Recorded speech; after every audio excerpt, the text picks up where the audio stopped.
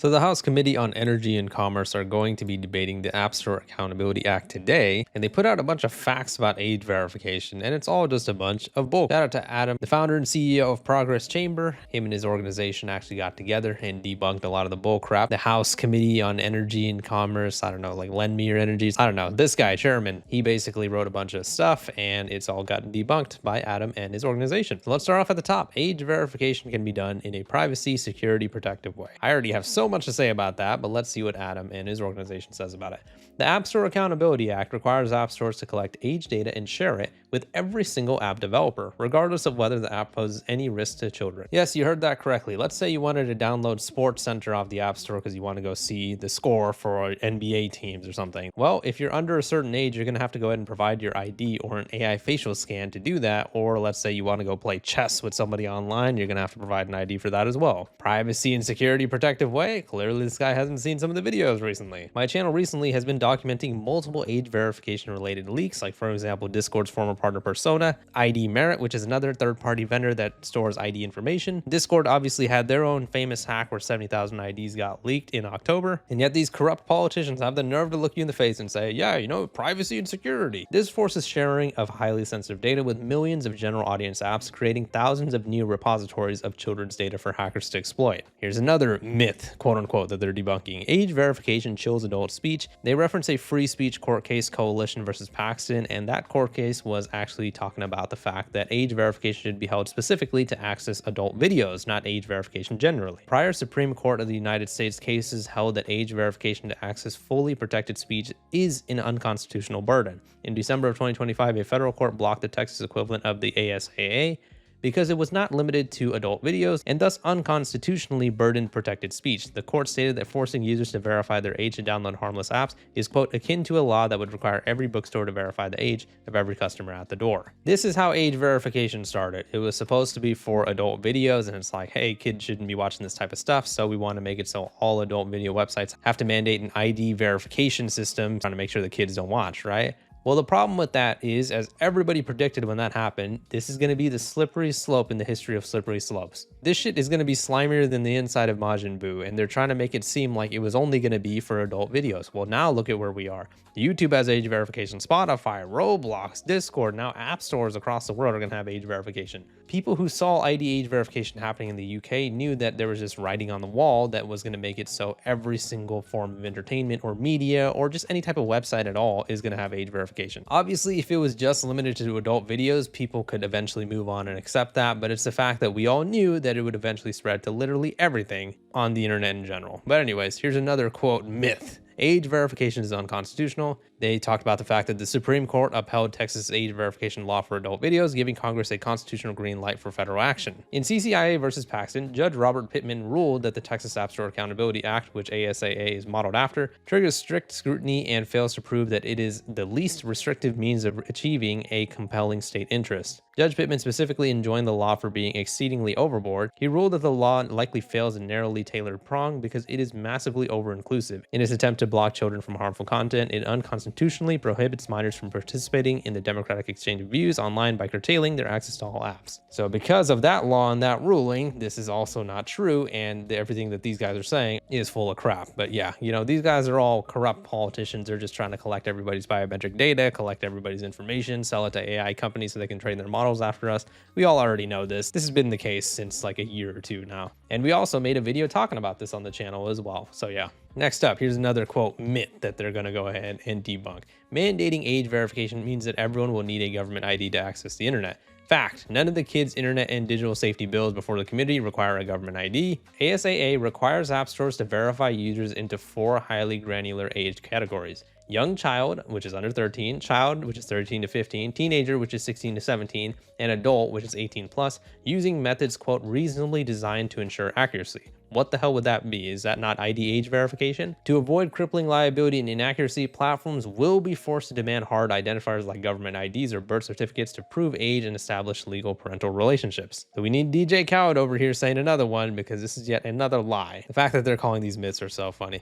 Another quote myth. Age verification is a part partisan issue. Fact. Democrats and Republicans across the country are embracing age verification. This one, unfortunately, is kind of true. Both sides of the political aisle are coming together to go ahead and push age verification laws. However, the idea that most people in the United States or in the world in general are in favor of ID age verification is the silliest thing of all time. Polling shows that 70% of parents say protection should constantly keep minors safe while they use apps, not just relying on a one-time check at the App Store level. Furthermore, 70% of parents worry that requiring parental approval for every single app download will restrict access to important information, and only 34% believe App Store age verification alone will keep kids safe. 100% true. And it's funny that they mentioned the whole Democrats and Republicans thing. If both parties care so much about protecting kids, then why don't you guys go ahead and do something about those whole files that got released? How about some of the files that didn't get released?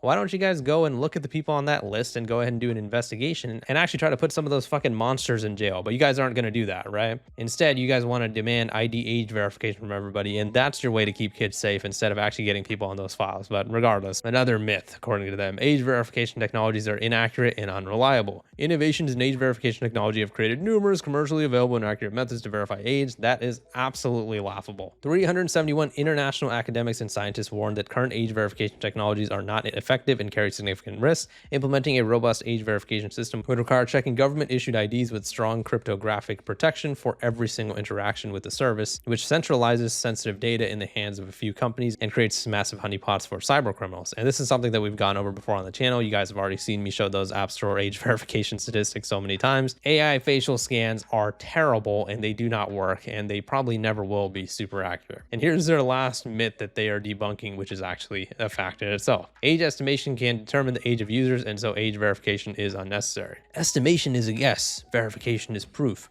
So, they say a bunch of bullcrap after that. Before we even get into Progress Chamber's reply, let me reply to this one real quick. If estimation is a guess, then why the hell are so many companies and organizations using AI facial scans as their end-all be-all for age verification? If estimation is a guess, like you literally just said, then shouldn't it not be used in the first place? I feel like that's so redundant, but anyways, the Federal Trade Commission just issued an enforcement policy statement specifically to promote the adoption of age verification technology, explicitly defined to include age estimation inference tools. By demanding absolute verification instead of encouraging innovation in age assurance technology, ASAA rejects privacy-preserving technology in favor of maximum data collection. Screw the FTC, by the way. I already made a video talking about them recently. They are okay with companies collecting the biometric data of children as long as it's being used for age verification. What a bunch of hypocrites, by the way. They forced the COPPA law down YouTube's throats to try to keep all the kids safe, but when it comes to actually do their jobs and fine all these companies for collecting the data of children, now all of a sudden they don't want to do it anymore. And shout out to his organization, Progress Chamber, for debunking these lies. This whole App Store Accountability Act, like I said, will be actually debated in court today, and hopefully logic prevails and this doesn't actually end up going through. Hate to put somebody on blast, but this is the guy who actually created it, John James, and he was saying some bullshit on Twitter, and even though I'm irrelevant, I was able to ratio him, which I thought was pretty funny, but he said,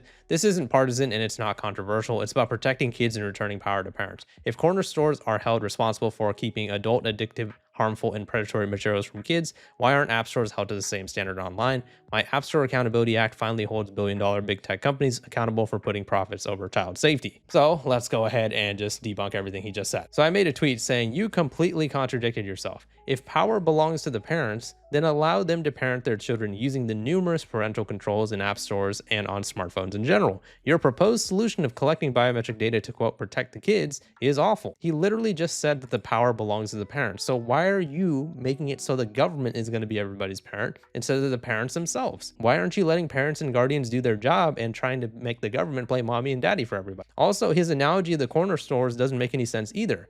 He's referring to the fact that, for example, if there's like a young looking kid that is trying to buy a beer at a 7-Eleven or whatever, right? The cashier is going to go ahead and ask the kid for ID to make sure that he's of age to be able to be purchasing alcohol. However, when he goes ahead and looks at the kid's ID, he's not going to freaking take a picture of it and put it in a database, nor is he going to be keeping it permanently. He's just going to take a look, and as long as that kid is above a certain age, he's going to sell him the alcohol. So it's a pretty stupid argument. With these whole App Store age verification thing, they're not going to just take a look at our ID and then give it back like in person or something like that. They're going to be keeping that shit. We have to send them a photo of our ID, and we have to send them an AI facial scan and stuff like that. They're going to be keeping all that type of stuff. How are we supposed to believe that they're going to delete it? What, just because you guys said so? I mean, look at all the data leaks that happened. You guys don't end up deleting shit. So the whole corner store analogy is stupid and it doesn't make sense to begin with. But hey, John James, if you disagree with that, and you want to go ahead and debate with somebody stupid and irrelevant like me, why don't you come on the channel? This is an open challenge to you, buddy. Why don't we go ahead and, do a live stream or a video or something, and let's go ahead and debate your stupid App Store Accountability Act. Put your money where your mouth is, man. If you really believe this is true, let's go ahead and get in a call and talk about it. The ball's in your court, buddy. But anyways, let me know what your guys' thoughts are on the situation in the comments. The App Store Accountability Act is full of crap.